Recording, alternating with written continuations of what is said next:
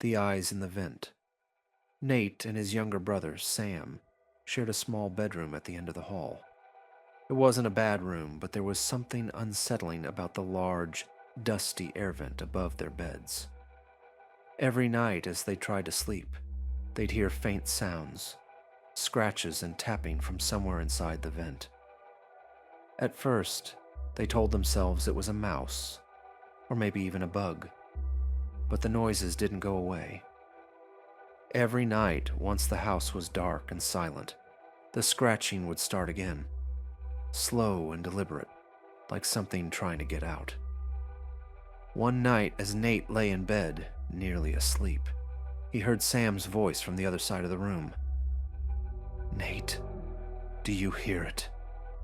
Nate rolled over, trying to keep his voice steady. "It's just the pipes," he said, even though he didn't believe it.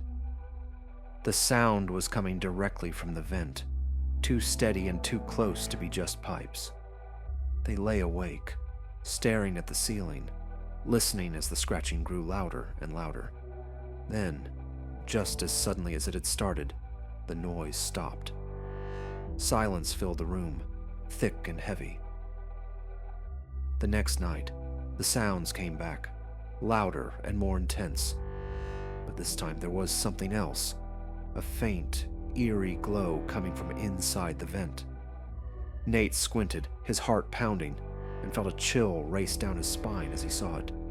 Two small, unblinking eyes, glowing like embers in the dark, staring directly at them. "Nate, what is that?" Sam's voice was a shaky whisper. I don't know." Nate wanted to sound brave, but his voice quivered. The eyes blinked, slow and deliberate, then tilted, as if they were studying the two boys. Just as Nate was about to call out for help, a voice whispered through the vent, soft and chilling. "Are you awake?" The boys froze, barely daring to breathe. The eyes continued to stare, unblinking, and they heard a soft, scratching sound, almost like claws scraping against metal, coming from deep within the vent. "Let's get out of here," Nate whispered, but just as they started to move, the voice echoed again, sharper, more insistent. "Don't leave me. I'm so lonely." They bolted out of bed, fleeing the room and rushing to their parents, babbling frantically about eyes and voices in the vent. Their parents, groggy and half asleep, dismissed it as a nightmare.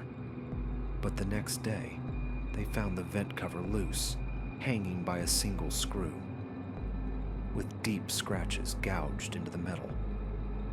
Nate and Sam begged to sleep in the living room that night, but their parents insisted it was nothing to worry about. They'd be fine, they assured them. That night, as Nate lay in his bed, he kept his eyes glued to the vent, waiting for those eyes to appear. Hours passed, and just as he was beginning to relax, he drifted into an uneasy sleep. But sometime around 3 a.m., Nate woke to the sound of shuffling, followed by a muffled yelp. Blinking groggily, he sat up, the room still cloaked in darkness. Then he noticed Sam's bed was empty. "Sam," he whispered, a cold fear creeping over him. A scraping noise echoed from above. He looked up and saw Sam's feet, kicking wildly, as he was dragged toward the vent. Something was pulling him, inch by inch. Nate leapt out of bed, reaching for his brother. But as his hands stretched out, he felt an icy grip wrap around his wrist. Bony fingers, strong, cold, and unnatural. "Let go of him," Nate screamed, but the thing in the vent only hissed in reply. "I need him. I'm so lonely." With a final, desperate yank, Sam was pulled into the vent, swallowed by the darkness. The vent slammed shut with a metallic clang. Nate fell back, screaming for his parents, but it was too late. The room was silent again, the vent still and dark. The police searched for Sam, tearing open walls and floors, but he was never found. They moved soon after, but every night, Nate lay awake, haunted by the memory of those glowing eyes and the last words he heard echoing from the vent. I need him. I'm so lonely.